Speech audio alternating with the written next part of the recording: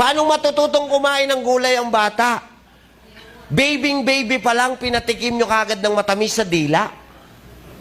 Kailangan hindi makakatikim ng kahit na anong matamis ang dila ng bata na wala pang 3 taong gulang.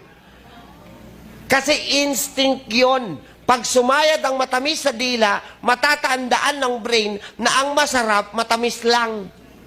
Kaya pag pinakain nyo ng walang lasa, ayaw na niya. Hello?